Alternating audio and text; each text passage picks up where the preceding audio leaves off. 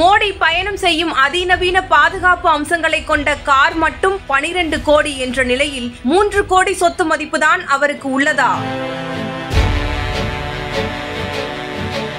அவருக்கு சொந்தமாக ஒரு கார் கூட கிடையாதா?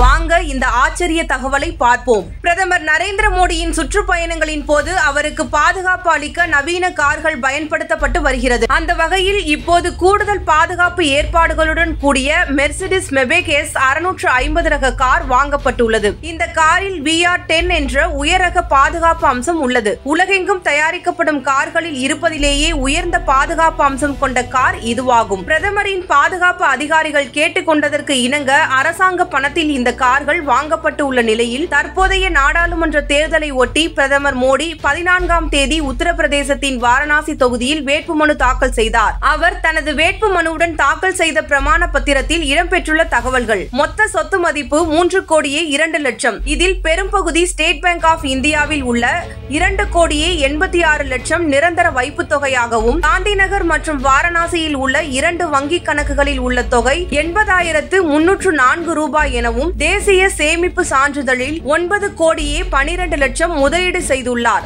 2 கோடியே 68 லட்சம் மதிப்புள்ள 4 தங்க மோதிரங்கள் உள்ளது எனவும் தெரிவிக்கப்பட்டுள்ளது. கடந்த 2018-19 ஆண்டில் 11 கோடியே 14 லட்சமாக இருந்த பிரதமரின் வருமானம் 2022-23 23 கோடியே 56 லட்சமாக உயர்ந்துள்ளது. கடந்த மக்களவை தேர்தலின் போது பிரதமர் தனது பிரமாண பத்திரத்தில் தாக்கல் செய்த மொத்த வருமானமும் இந்த முறை அதிகரித்துள்ளது. கடந்த 2019 ஆண்டு பிரதமர் தனது மொத்த சொத்து மதிப்பு 2 கோடியே 51 லட்சம் என்றும், 2014 ஆண்டு 1 கோடியே 66 லட்சம் என்றும் குறிப்பிட்டிருந்தார். பிரதமர் மோடி தனக்கு சொந்தமாக எந்த நிலமும், பங்குகளும், மியூச்சுவல் ஃபண்ட் முதலீடும் இல்லை என்று தெரிவித்திருப்பது குறிப்பிடத்தக்கது. மேலும் பிரமாண பத்திரத்தில் பிரதமர் மோடி தனது மனைவி பெயர் யசோதாபாய் என்றும், மனைவி என்ன வேலை செய்கிறார் என்பதும், அவரது வருமானம் குறித்து எதுவும் தெரியாது என்றும் தெரிவித்துள்ளார். தான் அரசு சம்பளம் மற்றும் வங்கியின் வட்டியில் இருந்து வருமானம் பெறுவதாகவும் தெரிவித்துள்ளார். கல்வி தகுதியை பொறுத்தவரையில் டெல்லி பல்கலைக்கழகத்தில் 1978 ஆண்டு இளங்கலையும், 1983 ஆண்டு குஜராத் பல்கலைக்கழகத்தில் முதுகலையும் பெற்றிருப்பதாக தெரிவித்துள்ளார். தன் மீது எந்த குற்றவியல் வழக்குகளும் நிலுவையில் இல்லை என்றும் பிரதமர் மோடி தனது பிரமாண பத்திரத்தில் குறிப்பிட்டுள்ளார். பிரதமர் நரேந்திர மோடி போட்டியிடும் உத்தரப்பிரதேச மாநிலம் வாரணாசி தொகுதியில்